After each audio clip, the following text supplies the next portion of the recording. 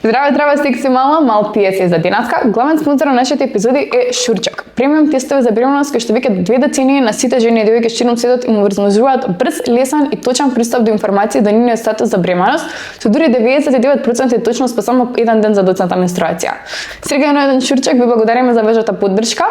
Дечки, заследете ги на нивниот Инстаграм и TikTok профил, линкот секако во био и уживајте во новата епизода на Секси мала. Чаос!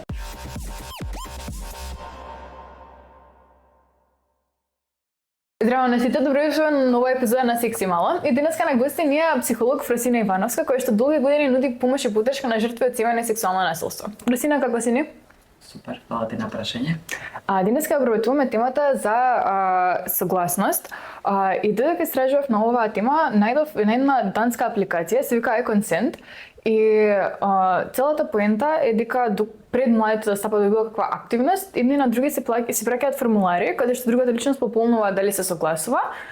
И понатаму ти стигнува потврда на мејл помеѓу светките од Евана и си имаш дека црно на бело, двајцата биле согласни да стапат во тоа. Меѓутоа, иако ја го разбирам теоретскиот дел и теоретските предубивки, колку тоа во практика навистина може да биде применливо, затоа што ева во најлош случај, толку мене некој ме нападне, јас имам пристап до телефон, ја нема да фатам апликацијата да пополнам дека не сум се согласила, ќе викам полиција. Или во најдобар случај, доколку еве сега сме се загреале со некој тип, не му треба да стигне нотификација на телефон дека Милена на 3 сантиметри од него сака да се гушкаат и пополни нотификација. Така што дали согласно за само може да се сведе на овој правно легален дел или што всушност подразбира? Па, ќе се навратам на согласност, сега само сакам да го искоментирам, пошто и мене ми остави впечаток ова што го кажуваш. Како некој човек што работи во праксата, секогаш недостасуваат сервиси, секогаш недостасуваат нови начини за да се влие, да се зголеми превенцијата, односно да се намали ризикот кај некои девојки да им се случи вакво искуство.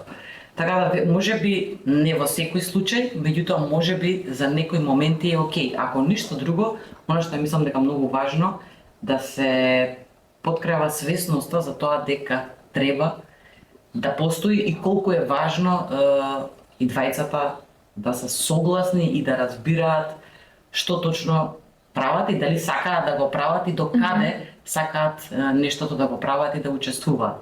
Да, се согласувам дека звучи малку чудно, посебно што мислам дека кај нас би било сосема неприменливо, но секогаш поздравувам иницијативи кои што се поблиску, бидејќи не за секоја девојка или жена, не секоја девојка или жена ќе стигне до истото нешто за да се информира.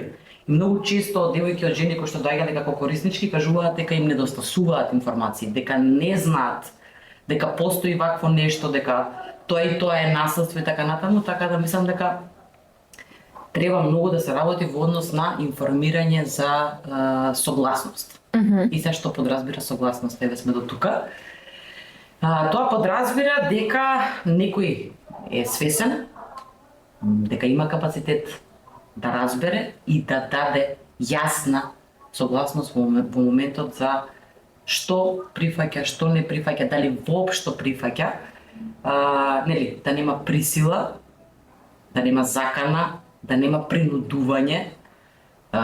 Тоа би значило и на некој посуптилен начин дека може некој да биде, не секогаш насилството е видливо, затоа што ако нема модринки, обично луѓето викаат па што е тоа толку што се случило, меѓутоа во зависност од тоа каква е позицијата на моќ, какви се разликите во однос на двајцата, постојат ризици едниот да биде, односно најчесто девојката да биде во некоја позиција каде што ќе се чувствува дека е приморана, дека мора да нешто направи, особено она што изминалата година, например, имавме работилници со повеќе средни училишта низ Македонија и дека често се коментираше користењето на фотографии, за кои што исто така девојките не се свесни дека треба да дадат согласност за истото да се слика јасно, да разберат и понатаму тие да бидат користени, злоупотребувани или па да бидат користени како механизам за да се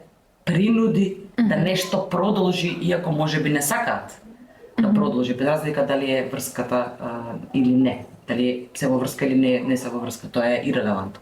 Како и да е. Сексуално насилство најчесто луѓето мислат дека се случува од непознати лица и луѓе. Не, сексуално насилство најчесто се случува од луѓе кои што ги знаеме и со кои што имаме некаква релација и многу е комплексно, особено кога се случува во релација која што нели веќе постои и трае, затоа што верувањето е дека нема што да се дава согласност. Ние сме заедно, сум дала согласност, односно сум правила тоа, автоматски следува дека од сега па натаму ќе се согласам или ќе правам се што другиот сака или бара од мене да правим, меѓутоа не е така. Да, баш ми е мило што ги начина овие теми, бидејќи се обработуваат во рамки на една од нашите СС компоненти. Имаме еден као акроним преку кој ги учиме младите на што всушност подразбира согласност. Ние го викаме секера согласност, а на англиски го имаат како phrase consent. И првата буква не е С, што значи слободна согласност. Доколку јас своеволно пристапам во таквиот однос, не сум поставена под уцена како ти што кажа, нека се заканува дека ќе сподели мои фотографии на генерацијска група или на моите родители или така натаму. Понатаму е буквата Е, односно ентузијастична. Има голема разлика помеѓу тоа дали јас сум принудена, односно дали некој ми се качил на глава, јас сум стуткана во ќош и незгодно ми е да кажам не, односно може да е лице кое што јас сакам да ја продолжам врската, меѓутоа во моментов не сум спремна. Или јас сум крајно ентузијастично расположена, смислели сме си поминале најубаво, он имал некој Magic Mike перформанс и двајцата сме загријани, двајцата сакаме нешто да се случи меѓу нас. Понатаму следува конкретно, како ти што кажа, согласност денес не значи согласност утре. И ако јас сум се согласила на гушкање, тоа не значи дека тоа гушкање мора да премине во нешто друго позначително за другата личност. Добро што го спомна исто така и буквата И, односно информирана. Се треба да знаеме со колку лица тоа ќе биде, што точно ќе се случува, да го знаеме HIV статусот на другата личност, нивната сексуална историја, односно здравствената состојба. Понатаму реверзибилно, што верувам дека голем дел од сексуалното насилство произлегува од тоа што луѓето не разбираат дека доколку тргнеме во одредена насока, а тоа представува некаков тип на тригер за другата личност, нашето да може да се повлече. Не мора да продолжиме до крајот со што е да бил договорот, другата страна треба да се помири и да го разговараме понатаму тоа.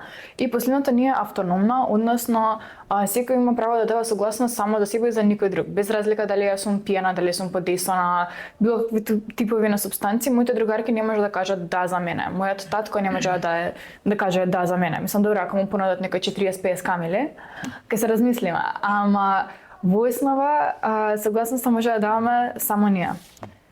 Мислам дека е многу суштински важна зрелоста, што нели согласно возраста и не може да очекуваме некој степен на зрелост, а и зрелоста доаѓа со искуство и со истражување и со експериментирање. Меѓутоа многу е важно истражувањето и експериментирањето да биде безбедно.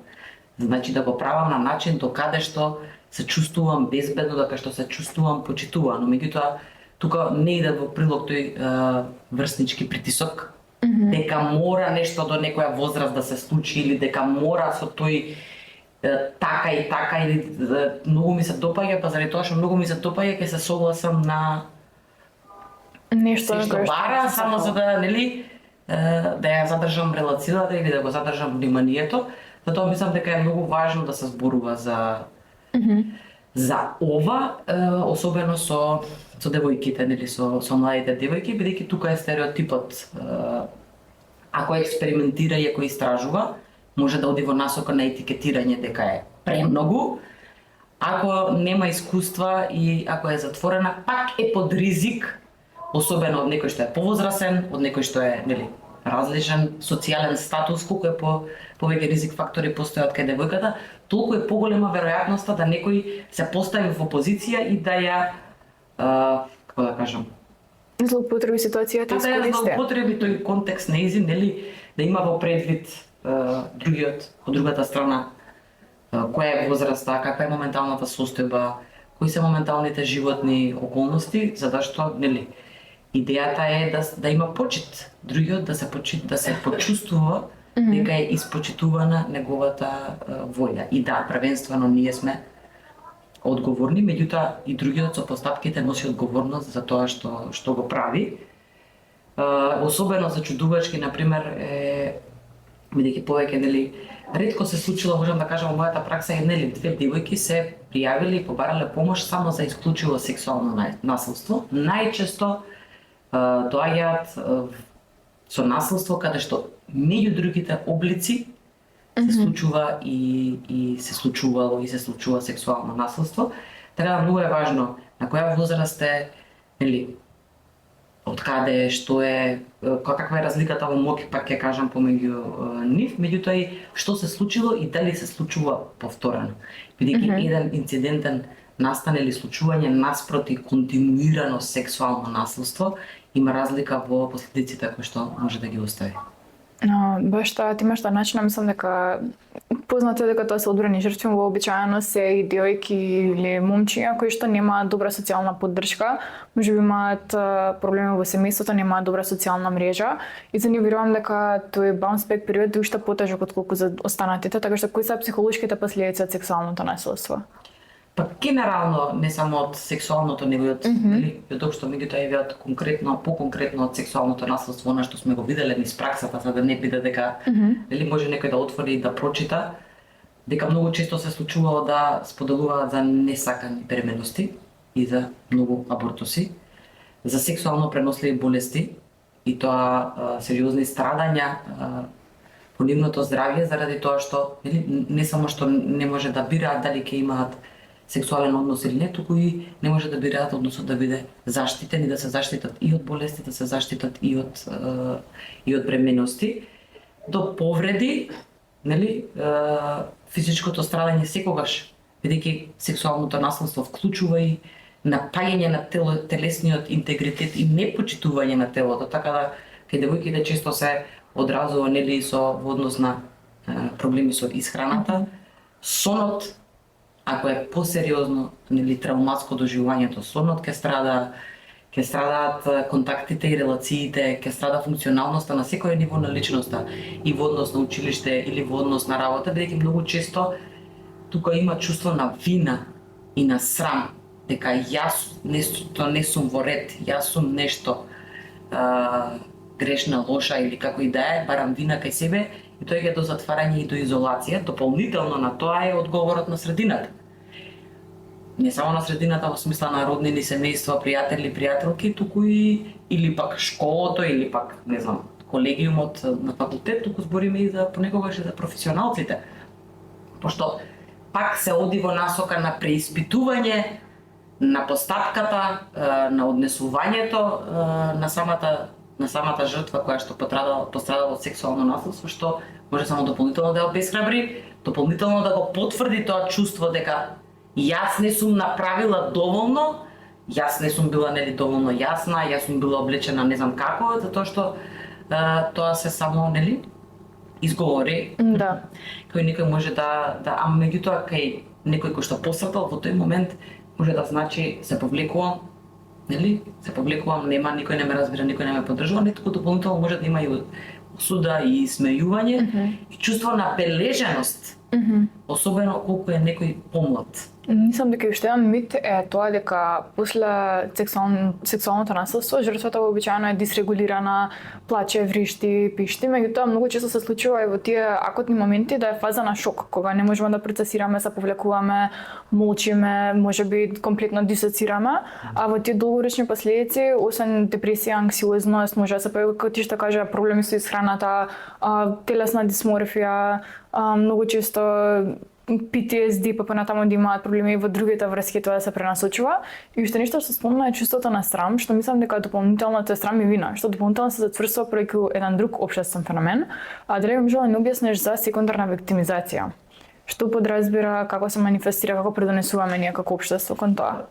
Ова што го зборев сега, дополнително, значи особено со, и тоа е многу важно, кога некој треба да сподели за некое искуство за кое што можеби му е толку травматично што не сака ни самиот да се сеќава или да прифати дека се случило, да ние низ процес на обезбедување поддршка го тераме жртвата да објаснува, да раскажува, при тоа да даваме неумесни коментари и самите прашања. Например, моментот кога е некој подготвен да пријави е индивидуален момент. Исто и моментот на реакцијата од после, на последиците, тоа се се индивидуални моменти. Да, постојат некои, нели, некои дефиниции, некои објаснувања, психолошките последици, како може да се манифестираат и како може некој да реагира, но пак е индивидуално. Спремноста да се пријави. Ја затоа велам дека многу често поддршката се состои во тоа да стигнеме до тој момент. Значи, и жртвата да е само окей со искуството до некаде, да има до некаде обезбедено поддршка, затоа што тоа може да биде процес кај што ние ќе ја вратиме назад. Ќе ја направиме да се чувствува уште пострашно. Ќе испитуваме и ќе прашуваме за детали за кои што апсолутно нема потреба да ги поттикнуваме, особено ако не е разработено тоа соодветно. Или па жртвата може да не е спремна 5 години да го разработува тоа соодветно. А сите, па ќе речам, многу радо се ставаме во разноразни улоги и еве јас иако долго време сум го работела тоа, секогаш сум многу внимателна до таму дека што тебе ти е удобно, до таму дека што ти се чувствуваш безбедно, кога ти ќе бидеш спремна, тогаш ќе одиме и многу е важен моментот на придружба, мислам дека е значаен, да има некој со нејзе кој што ќе се потруди да било кој кој што ќе стапи во контакт со нејзе нема да допринесе дополнително да ја правиме уште повеќе жртва, него навистина да биде од помош и да биде поддржувачки, нели, са колку се повеќе одиме кон институции, толку тука е потешко бидејќи они имаат некои законски, подзаконски норми, имаат своји правила, принципи, што е малку по круто отколку нашиот пристап во специјализираните услуги, затоа што пак се остава простор да се следи потребата на оној кој што сака да пријави и да зборува за наследство. Бејќи навистина е тешко да зборувате за такво нешто пред непознати луѓе. И плюс, ако треба за краток период да изназборите пред 10 непознати луѓе, тоа може да ја влоши состојбата понекогаш, а не да биде момент на заштита и на поддршка.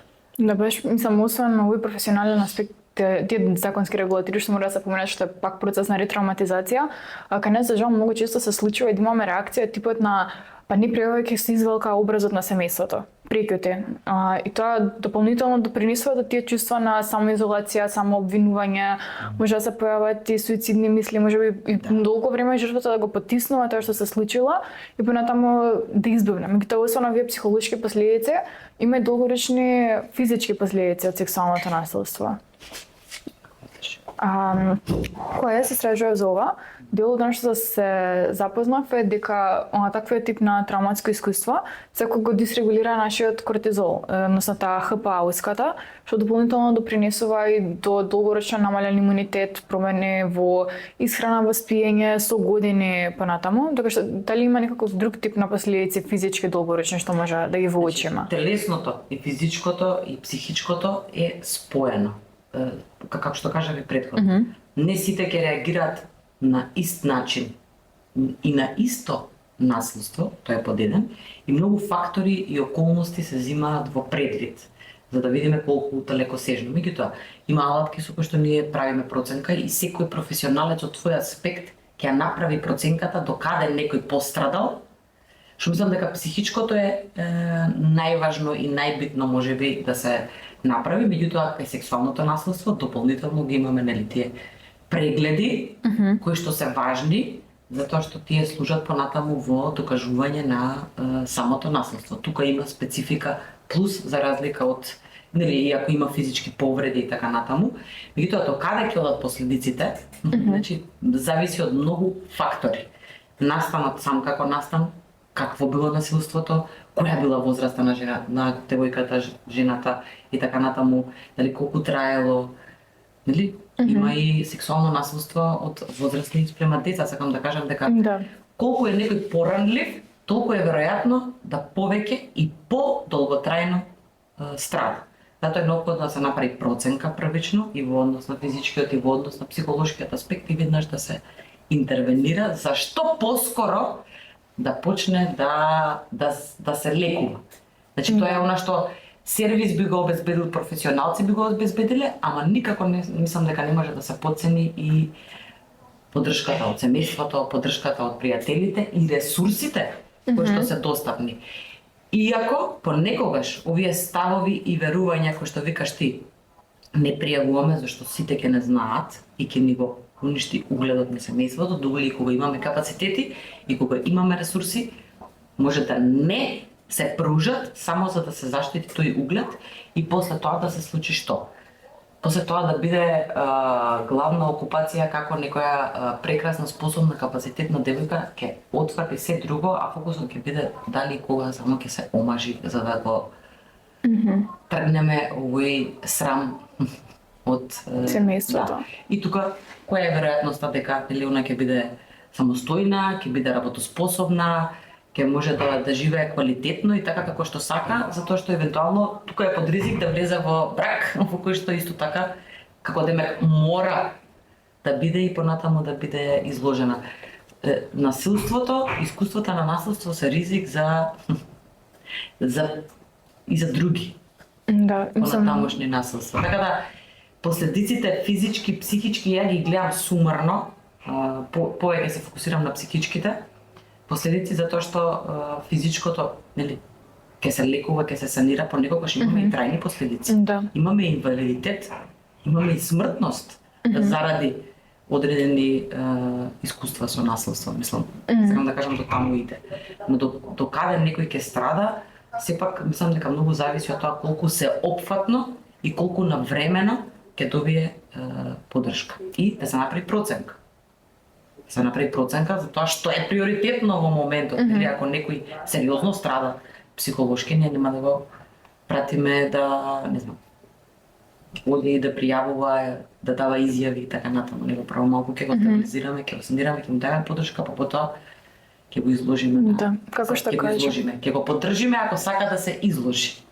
Извинувам, како што кажа баш дека не се двои психата од физичкото, односно има појава на различни психосоматски заболувања и исто така кога истражував, еден од ризик факторите бидејќи ретко кога се користи заштита пред ако сексуален напад и тоа што жртвите се изложени на поголем ризик од ХИВ или СИДА, што понатаму промовира и може да допринесе до развој на канцер на церевек кај жените. Така што, освен психичките последици, имаме многу долгорочни физички последици, кои што не се лесни за жртвата дополнително да се справува со нив. Сега да причам каде би можеле ние да пријавиме ваков тип на сексуално насилство, освен да кажеме во полиција?